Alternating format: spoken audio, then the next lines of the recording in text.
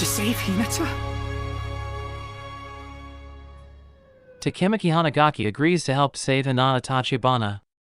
Naoto Tachibana explains that his power is time travel and he is able to jump on the exact same day but 12 years ago. Takemaki spends 2 days without sleep in Naoto's room, where Naoto gives him all the information he had obtained about Tokyo Manji Gang and wants him to remember it. Naoto reveals that some of the information he is giving him is not known to the media, as his predecessor managed to obtain it while investigating undercover, but after he was discovered, he was killed. They found a video recording of his death in his eye socket. Naoto kept requesting transfers until he was finally transferred to his predecessor's position 6 months ago. As Takemaki can't go back on any date he wants, Naoto tells him that when he gets back 12 years ago, he needs to meet the Tokyo Manji Gang top 2 members, Manjiro Sano and Tada Kasaki. Naoto states that if those two never met, the current Tokyo Manji Gang would never exist and his sister wouldn't have to die. Takemaki wonders how he will go, and Naoto mentions that Takemaki told him he went back in present after handshaking Naoto and he believes that's the trigger.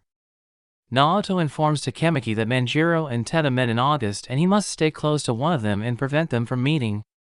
They shake hands and Takemaki time travels 12 years ago. Masataka threatens Takemaki.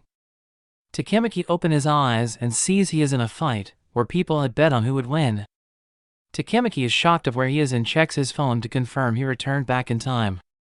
As he does, his opponent punches and knocks him out. Later Takemaki wakes up and Masataka Kaimizu's gang is annoyed that he went down only after one punch, as they are running a fight club and they may decide to stop coming and betting if there are such fights.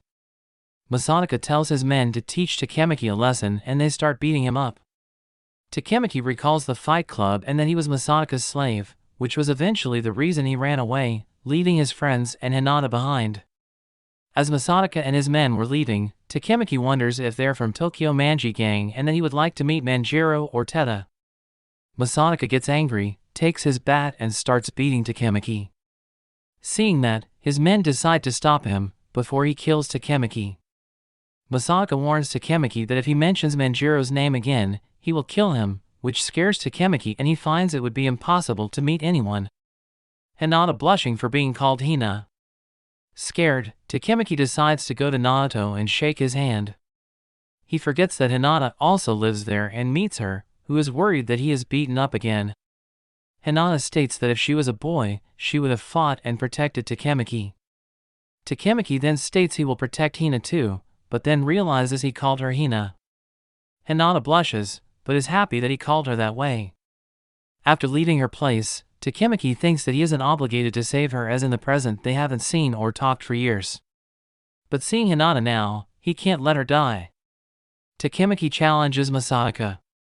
The next day, Takemaki's friends gather in the bathrooms. The fight club fights are starting to become a daily thing. Atsushi Sendo reveals that Takuya Yamamoto will be fighting today. Takemaki recalls that Takuya is quite fragile and he almost died in the fight. The group disagree, but they can't oppose Masataka. Akin wants to take Takuya's place, but Masataka wouldn't listen. Seeing his friends, Takemaki realizes how much they care for each other, and he realizes how cool they were. The fight is about to start. Kojima from Sakura Middle School faces Takuya from Maizo Middle School, with odds 6-4 in Kojima's favor. Masataka gives a signal to start, but Takemaki interrupts the fight.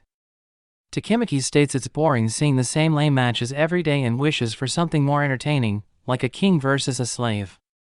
He goes to Masataka and asks him to fight him.